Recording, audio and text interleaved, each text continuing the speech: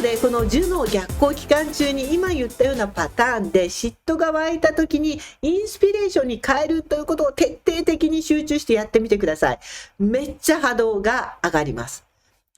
こんにちは。スピリチュアルで夢実現を提唱するスピリアルアカデミーザガイアハウスオーストラリアの開運先生術師新海真希です。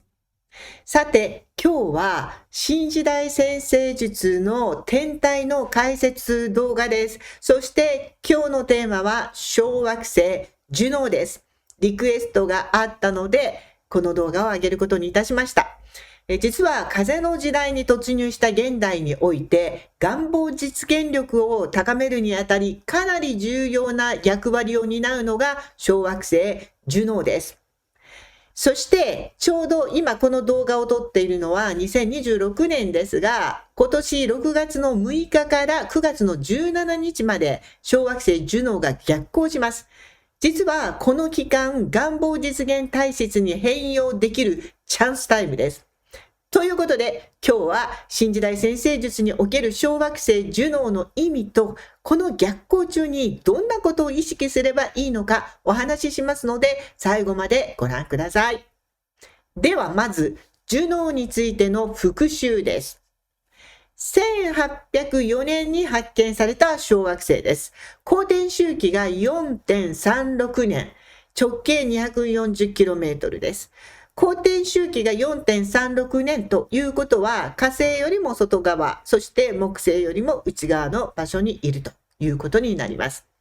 以前も何度かお話ししましたが、私のクライアントさん2万件個人セッションをしていますが、今ではそれを超えていますけれども、人生後半から使命や才能を生かして社会に貢献できることに気がついて自分が主役の人生をやり直す、そのために私のセッションに来るという方が非常に多いんです。で、そんな方にとってはこの火星よりも外、つまりそこが人生後半を意味しているわけですけれども、ここを回っている小惑星ジュノーの位置はかなり重要となってきます。ではジュノーは何か。ジュノーは自分の人生の権利を明確にして自己主張する力を持っています。仕事、ステータスに関係なく、誰もが自分が主役の人生を生きる権利があることを思い出させてくれる天体です。私のクライアントさん、お母さんたちも多いんですが、なぜか日本人のお母さんって子供が主役の人生だったり、旦那さんが主役の人生の方が結構多いです。もちろんどちらも大事ですが、主役は自分であるっていうことを忘れがちになっちゃう。そんな時にジュノーが違うでしょ、主役はあなたでしょということを思い出させてくれるような力を持っているということです。今見ている方の中でもし40代後半の方がいらっしゃいましたら、私はもちろんとっくに過ぎていますが、そのね、40代後半の人たちが育ってきたのは土の時代なわけです。で、この土の時代はジュノーはなかなか使いこなすことが難しい天体でした。なぜならば土の時代はこういうヒエラルキーの中で権力ある少数の企業とか強い国とかステータスを持つ個人がこのピラミッドの頂点に君臨してこの下にあるその他大勢をコントロールできた時代だったからです。ジュノーが動けなかった。ジュノーのように個人の人生の権利の主張っていう声はこの巨大な力にかき消され潰されてきたかもしれません。ですがこのピラミッドは去年からすでに崩れています。世界中の国、企業、個人の階級や優劣を徹底的に壊していくために冥王星が水亀座に入り、海王星がお羊座に入り、天王星が双子座に入りましたからもう壊れてるんです。ですが、一応ね、だからこうなったということはヒエラルキーが壊れたから今みんな個人戦の状態です。そしてジュノーは個人戦がめちゃめちゃ得意なんです。だからジュノーを皆さんアクティベートしていくことが大事。ですがこのジュノーは火星と非常に似ていて、神話でもギリシャ神話でもジュノーと火星は親子関係なんですね。そしてこの2人は時に暴走していろんな事件を引き起こして摩擦を生み、人に嫌われたり人が離れていくっていうふうになることもあります。ですから使い方によってはとても気をつける必要があります。そうなると結果的に自分の人生を後退させることになるので、あなたの自己主張がどこでも受け入れてもらえなくなる。ここは気をつける点です。結局これは占星術でどの天体にも言えますけれども、誕生日の中にあるホロスコープの天体の位置、これを最高のバランスで使うことが幸せにつながるということです。そしてちゃんとそのヒントはホロスコープに書かれています。これは複雑でジュノーがどの星座にあるかだけではなくて、それがアスペクトを取っているか取っていないか、同じようなエネルギーを持つ火星は同じような場所にあるのか、相反する場所によるのかによって微妙に星読みの内容は変わってきます。ですが、ちょっと参考になればと思って以前にもお話ししたことがありますが、私の例をお話しします。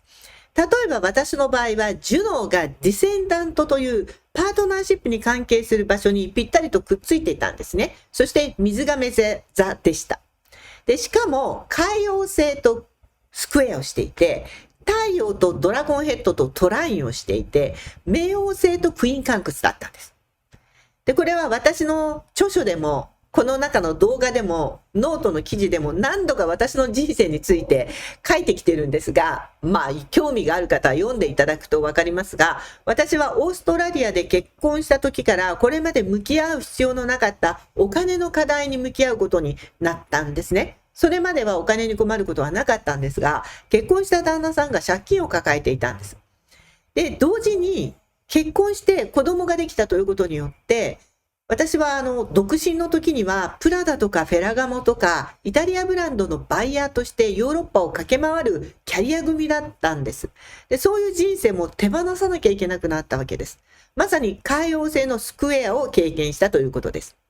ただその経験があったからこそ別の使命に目覚めたんです。で、そうでなければ今私こうして提供している占星術や私のところに降りてくれたセプタグラムソウルジャーニーコーチングやリーディングメソッド、マニフェステーション実現プロジェクトは生まれなかったし、今の自営業が成功していくこともなかったわけです。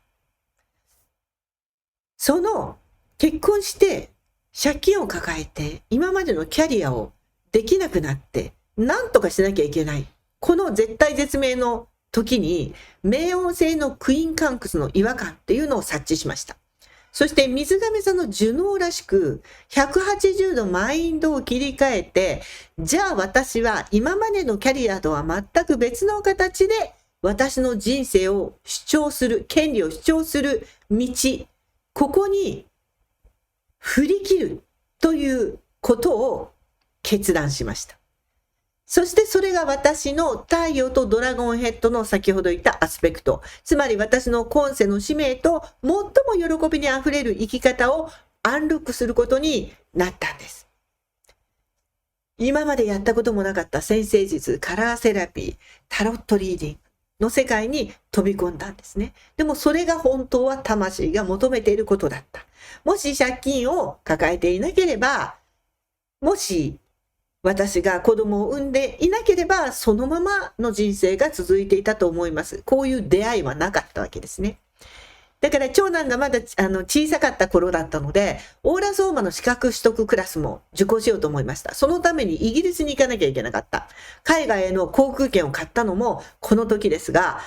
かなり非難されました。家族中から、親からも。子供がまだちっちゃいのに子供を預けてまでお金を使ってやることか。その時余計マイナスになるわけです。でも水亀座のジュノーが私を決断させました。そして起業し、今ではシドニーでクリスタルショップ、スピリアルアカデミー3軒成功させています。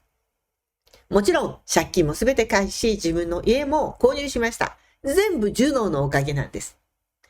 で、コロナ禍で実はその後旅行業をしていた旦那さんはコロナの時に職も失ったんです。そしてでも私のお仕事が軌道に乗っていたので、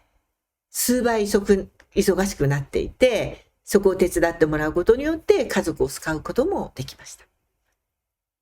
あの時の水亀座のディセンダントのジュノを使うことを決断していなければ今の私はないということです。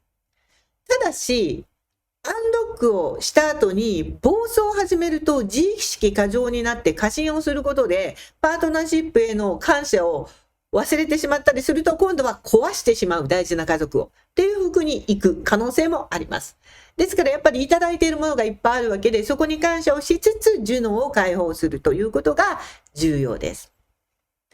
ですから私は個人セッションに来られた方が40代後半以降40代以降の場合はこのジュノをかなりしっかりと読んでしかも自分が主役の人生になりたいという人はそこを多めに読みながら全体像としてお話をしております。そしてそんなジュノがいよいよ逆行します。今年ですね。まず、ジュノーの逆行について、水亀座で今年2026年は逆行スタートします。6月の6日です。そして、逆行して1回8月の11日にヤギ座まで戻ります。で、そのまま9月17日まで逆行するというスケジュールです。ちなみに火星より外にある天体ですので、次逆行するのはもう1年半後です。なので、このチャンス、を捉えるということが大事だと思います。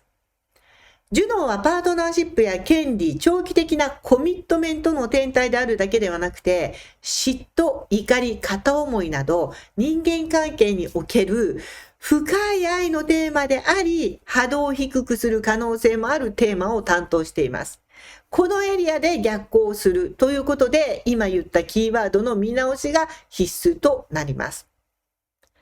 ギリシャ神話では浮気を繰り返すジュピター、ローマ神話におけるゼウス、全知全能の神ですね。この正妻、本当の正式な妻がジュノーです。で、このゼウスがとにかく浮気症。ジュノーはゼウスを大好き。愛しても愛しても報われない思い。そこにあったわけです。長年、この浮気を続ける不幸な結婚生活の中で、ジュノはすごく苦労してきた。本来被害者なんですよ。ただし、神話の中では、ゼウスの浮気相手に対してかなりひどい仕打ちを嫉妬に狂ってやるために、めっちゃ怖い女神やんっていう風に位置づけられています。で、冷静に見てみると、彼女はいつも制裁を加えるのは浮気したゼウスじゃなくて、その浮気相手なんです。やっぱりゼウスのことずっと大好きなんです。ずっと愛してるんです。そう思うとかなり切ない愛、結婚生活、献身、そしてパートナーシップの姿がそこにあります。今回この逆行はですね、水亀座とヤギ座にまたがるということで、風の時代に自分の幸せになる権利を獲得するためのコミットメントの見直しという意味になります。そのために自己の権利をしっかりと土台を作って守っていくという準備などに最適の時期となります。実はちょっと込み入った話なので、私の経験談をメンバーシップ動画の中でお話ししたんですが、さらっと話すと私も過去に体験して悲しい思いをしたことがあります。で、誰もが一度はあるかと思うんですが、パートナーシップに限らず仕事の相手でも自分が信頼していた相手がこっそり陰で裏切っていたとか、知らないところで実は悪口や不満を他者に話していたとか、そういう愛していた相手、信頼していた相手が裏切っていたっていう経験は多分私だけじゃなく皆さんも一度はあるんじゃないかと思うんですね。この逆行中同じような思いを繰り返すかもしれません。今までにそれがあったけど気がつかないわけです。影だから。それに気づく。あれこの人勝手に私の権利を使用してるなとか、知らない間に裏切っちゃってるなとか、それが私にも結構仕事のところであったんですね。とにかくですね、あまり詳しいお話は私にあったこともちょっとできないんですが、誰かの個人的な攻撃になっちゃう恐れがこういう話ってあるのでね。ただやっぱり信じていたから、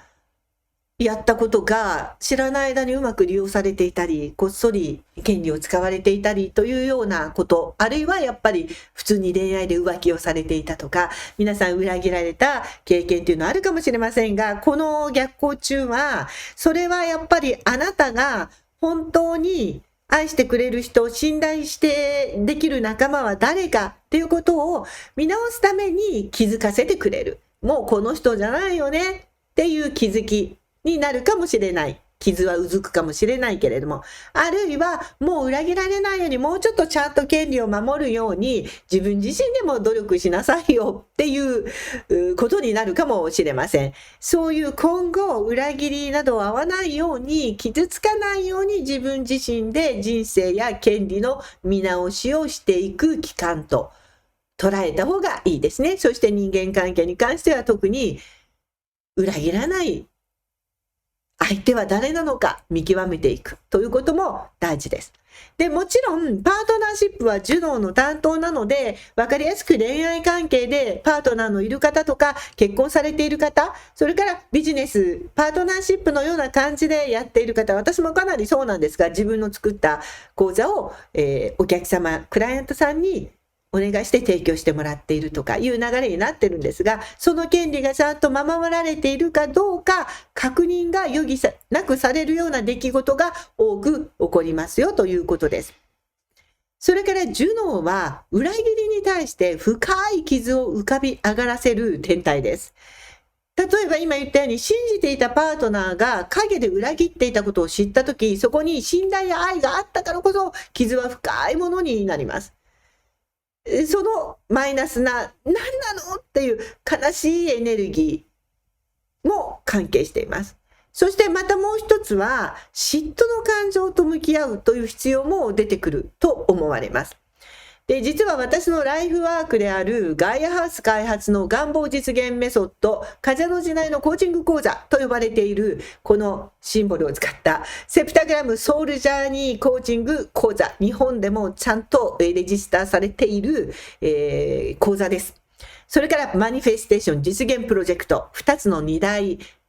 波動を上げて願望実現していくためのプロジェクトと講座を私は開発して提供してるんですが、この願望実現体制になるための講座なんですが、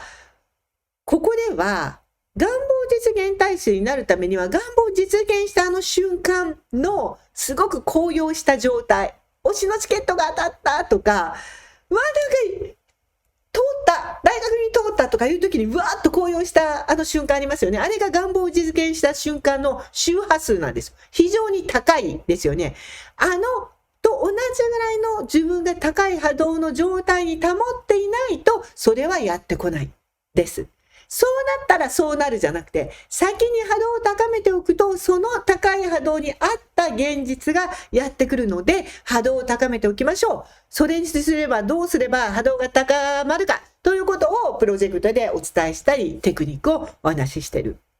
わけなんですが、ここでとにかく皆さんが最初に気づいてほしいのは、一番波動を下げちゃうのが何かというと、嫉妬の感情を感じている時に波動が下がるから、これが長く続けば続くほど平均の波動が下がっちゃうわけです。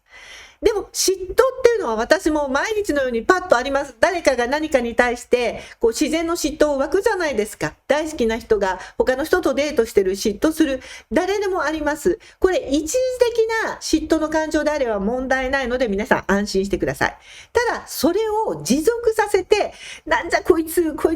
に対しての嫉妬をずっと5分も10分も育ててずっとインスタグラムでスクロールしてってなると、これは波動としてあなたに定着をし始めて、低い波動を保ってしまうので願望実現ができない。なので気をつけましょうということです。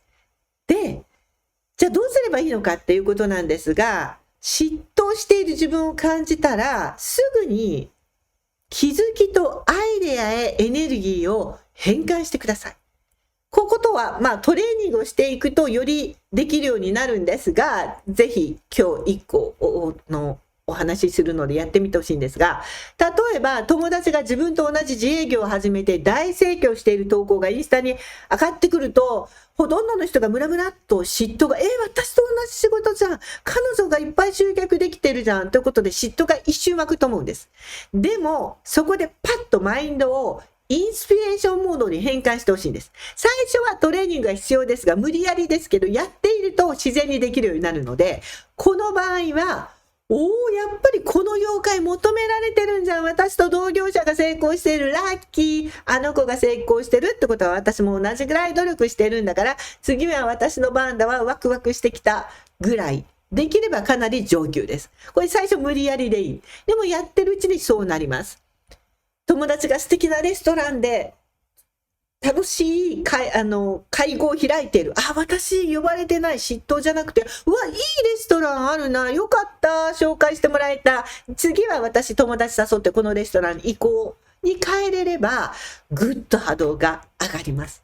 なので、このジュノー逆行期間中に今言ったようなパターンで嫉妬が湧いた時にインスピレーションに変えるということを徹底的に集中してやってみてください。めっちゃ波動が上がります。この10の逆行の3ヶ月間は、実は嫉妬をインスピレーションや気づきに変えるチャンスです。これが3ヶ月で楽にできるようになったとき、私そういえばなんかこの1年間全く嫉妬を感じてないわ。インスタ見てもなんかワクワクしかないわっていうフェーズが訪れたときに、夢はこの後サクサク全部叶い始めますので、楽しみにしましょう。ということで、このジュノー逆行中、3ヶ月、普通は1年かかるものを3ヶ月で済ませるチャンスですから、ぜひやってみてください。そして素敵な人間関係はどこにあるのかっていうことを見極める。これも忘れずにやってみてください。ということで今回リクエストをいただいたジュノーのテーマでお話をしてみました。またコメントで何かリクエストがある方は変えていただくと1個ずつ動画を上げていきたいと思います。今日のお話など文章でしっかり読みたい人は、キャプションについているノートの記事で全て詳しくお話をしておりますし、ノートでは毎日の星読みもしております。何よりもインスタグラムフォローしていただくと、そこでライブなんかでその場でしか話せないようなお話もしておりますし、公式 LINE 無料で登録できます。公式 LINE の人だけしか見れない動画なんかもたまに上げておりますので、ぜひ登録してください。ということで素敵な、ジュノー逆行をお過ごしください。